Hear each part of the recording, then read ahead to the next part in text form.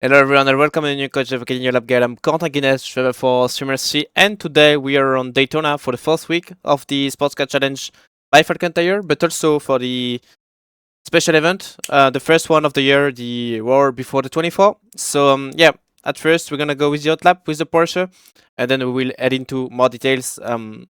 Obviously there are quite a few changes about the track, especially the curbs and also the bus stop chicane. So yeah, it's gonna be interesting to see how it works now. So yeah, let's get started. Alright, so we go for the hot lap around Daytona, so we are already heading into turn 1. Now down on the brakes, down the gears, down to third, trying to go quite wide on the entry, but then I'm trying to carry as much speed as I can through the exit. Now third gear, fourth gear, trying to avoid a bit the curbs, and now we will go down the brakes once again, going down to second, trying to make sure I really optimize the exit, opening the steering, now going quite wide on the outside on the exit to really optimize the speed. Down the kink, gonna go through the curb, gonna try to put the car on the left, and as soon as I'm reaching the exit road, I'm gonna go on the brakes, down to second, trying to get the exit quite tight, opening the steering obviously to maximize the traction. Now I'm gonna brake at the beginning of the exit road once again, down to third, down to second, clipping the curb on the inside, and then trying to get quite tight on the exit to run the less distance possible, going up the banking and now going down to get some speed. With the fact that I'm going down the banking, we're gonna put 6th gear just right now. Yep, 6th gear, and we are right now heading into the bus stop chicane. So we're gonna brake between the two board and the green light. So now on the brakes, down to fourth, going through the curbs, taking the curbs once again, smashing the throttle to get the rotation, trying to make sure I'm not going too much over the curbs on the left on the exit.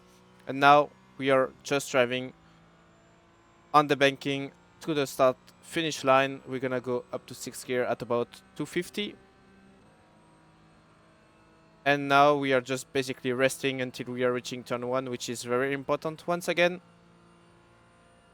Reaching the starting area of the NASCAR, and we are right now crossing the line for the lap, the hot lap around Daytona.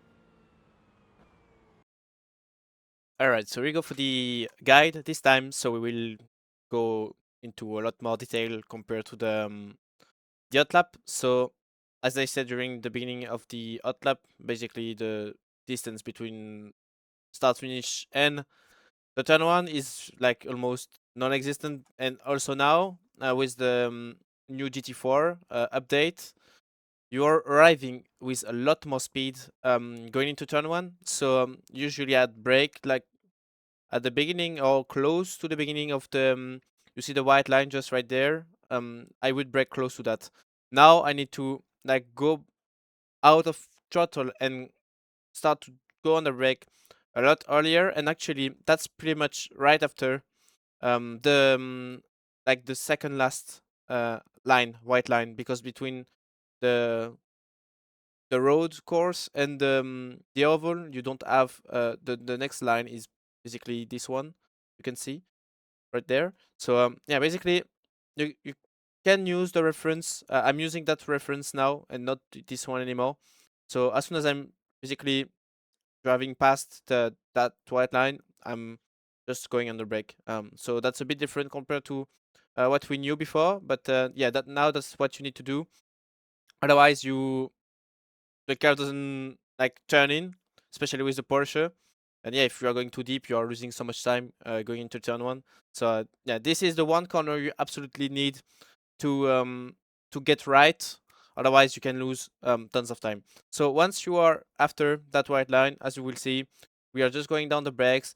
We are not going too deep on the brakes because obviously you are turning in most of the time, as you can see. So you are never keeping the steering straight. So you don't want to get too deep into the ABS. You want to get the rotation out of the brakes. And now we know that if you are going too deep on the brakes, you are just ruining the front tires. So yeah, you need to keep the good balance between braking enough to slow down the car, but at the same time keeping rotation out of the brakes and also not going too much, or at least avoiding the ABS in order to keep the front tires alive, which is very important, especially with the Porsche, which is missing some front end naturally. So yeah, On the brakes, as you can see, we are reaching like the peak a bit earlier, I believe. It's like something like it's just less than 70 at the very beginning, and as soon as we are really starting to put more and more steering angle, then we are just releasing the brakes. But yeah, we're not going too deep on the brakes.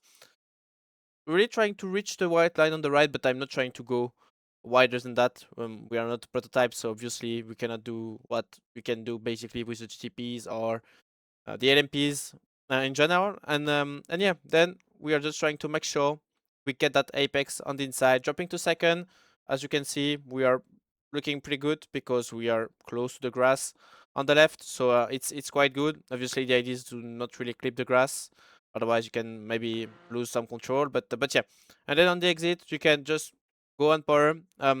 Ideally, you'd like to go a bit tighter on the way out, but actually the Porsche are quite good with traction, so it's quite okay to push slightly more with the Porsche compared to the others.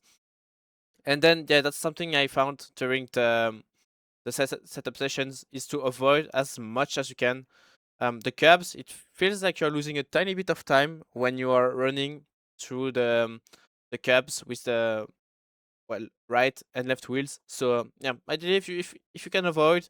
Obviously, we know that with traffic it might be a bit difficult, of course. But yeah, if you can avoid, it's always a bit better, I would say.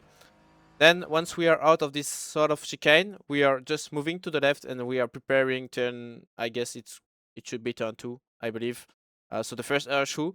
So we are basically as soon as we are crossing the pit the pit exit line, as soon as I'm after that, I'm just starting to go on the brake, releasing the power. So as you can see, just after going by this last dot, I would say, I don't know, last so part of the line, I'm just gonna go off throttle on the brake, and now I'm trying to brake as straight as I can to optimize the um, the brake performance. So then I can put a bit more braking while I'm like facing I'm going like straight, and then as soon as I'm turning in, I will just release the brakes slightly, dropping to second, making sure I'm not dropping second too early because I don't wanna lock up the rear tires. And then yeah, once you are into the corner, you're just focusing on turning in, and as soon as you are mid corner, then you can just put the power, trying to make sure you're not going on power too early because you don't wanna um like get oversteer and stuff, but you're trying to get a sort of tight exit, so then you can just go a bit harder on power instead of going a bit earlier on power, but then you need to um, be a lot smoother in order to not get oversteer. But by going a tighter exit, you can just open the steering like a bit more faster, and then you can go obviously faster full power. So opening the steering, and then, as you can see, I'm just trying to go a bit wide on the exit, but that's not massive, trying to not get the curb on the left. And now we are heading into the kink.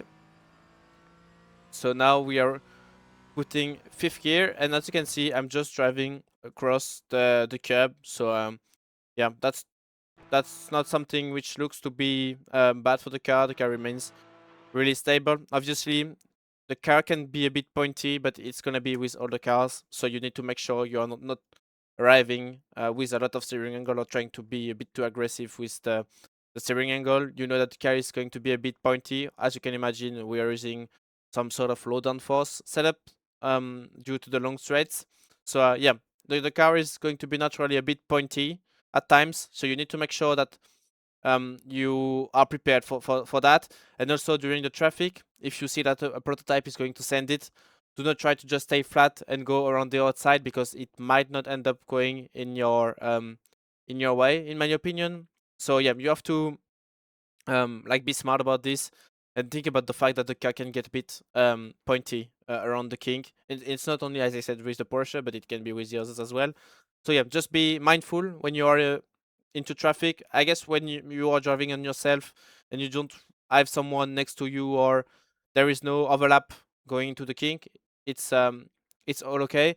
But as soon as you are starting to fight going into the kink, or if you have some traffic, just think about yourself mostly. Think about the fact that you can maybe lose control or crash. So yeah, that's something you have to keep in mind. and it's for the best, I would say. It's okay to lose a bit of time if you can keep the car and yourself safe. So now going into the second horseshoe. So for the braking reference, I'm always using the exit road. I guess it's part of another layout, but I would call that an exit road. As soon as I'm reaching the beginning of the exit road on the left, I'm just gonna go on the brake.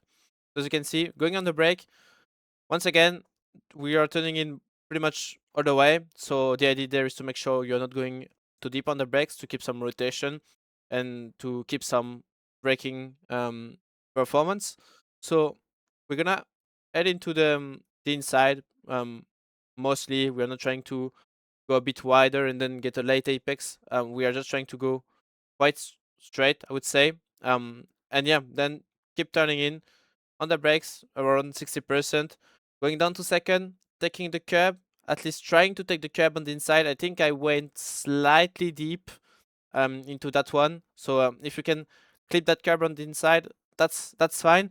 In the other end, just make sure you're not going too aggressive on power when you are on the curb, because obviously we have 3D curbs now on the track. I don't remember exactly from since when, but I think it was like a few seasons in the past now that we have the 3D curbs around Daytona.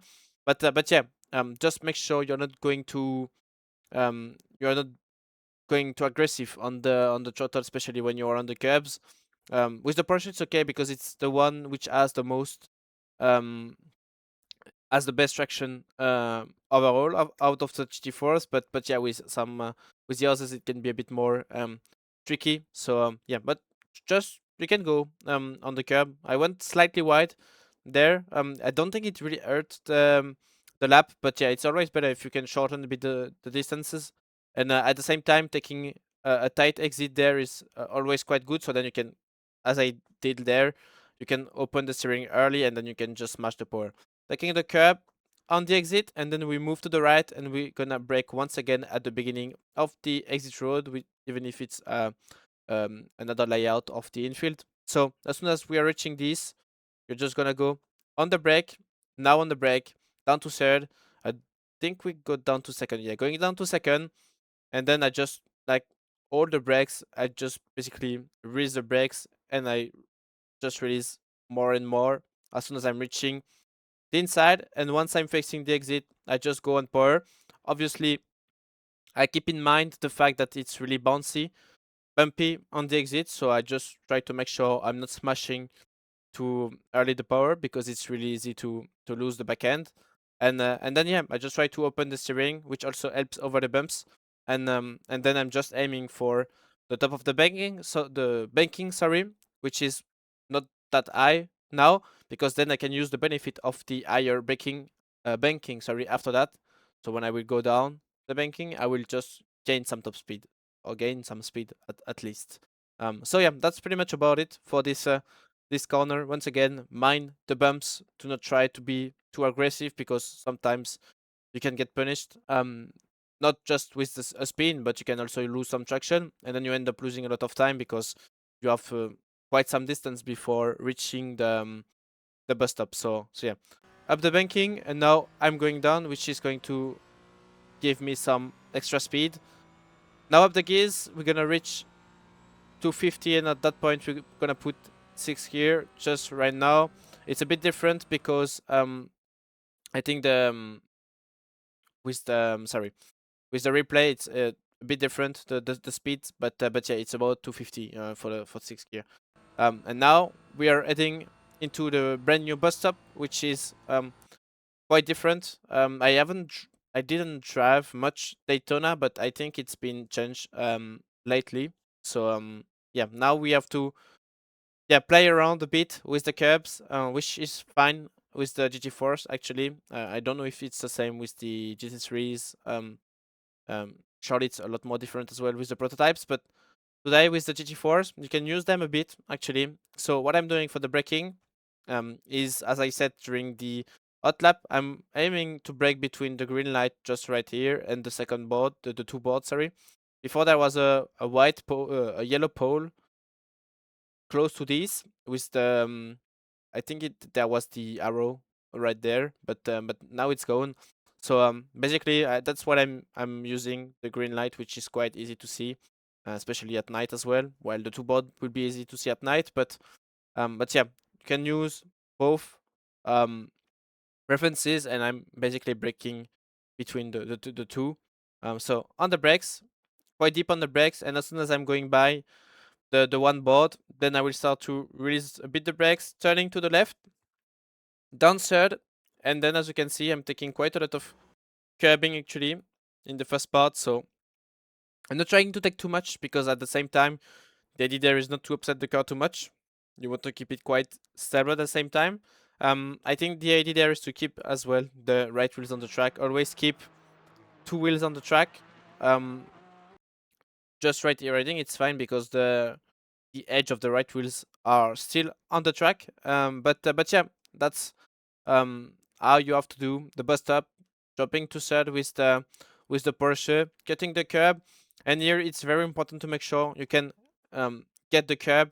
Um, in my opinion, that's something quite important because every time I missed a bit this curbing on the inside, the car went wide, and um I ended up struggling to get out of the bus stop basically because the front end was just sliding. So yeah, as soon as I'm taking the curb, and I felt that mostly with the AMG as well, is that once I managed to clip the curb at the right speed, this one, then it was just easy to get out of the bus stop. But if I was going a bit too fast and I was missing a bit the curbing, then the front was just sliding to the left, and I was like losing. I had to like slow down to get out of the bus stop properly, and then obviously when you are losing speed, once you are facing the exit, obviously you are losing a lot of time and you don't really gain it back because then it's just fully flat. So it's not like as if you had another corner close to the bus stop because the next corner is basically turn one. So yeah, that's something quite important, is to arrive with a decent amount of speed on the entry of the bus stop, but at the same time not too fast because you want to make sure you clip a bit of the curbing on the right. And once you did that, as you can see, I'm just trying to use power to get the rotation out of the corner. That's important because at first you want to carry the speed as you have a long straight after that.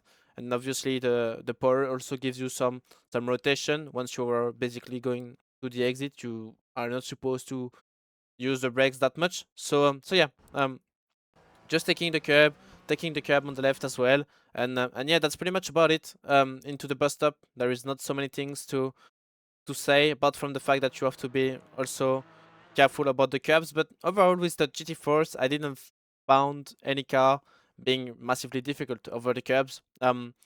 Obviously, you have to be a bit careful about the off track. It's quite easy to get the off track, especially going on the exit there. But from a car to another one, it's a bit different because the cars have a different. They are, some are bigger. Obviously, the Mustang is a bit bigger.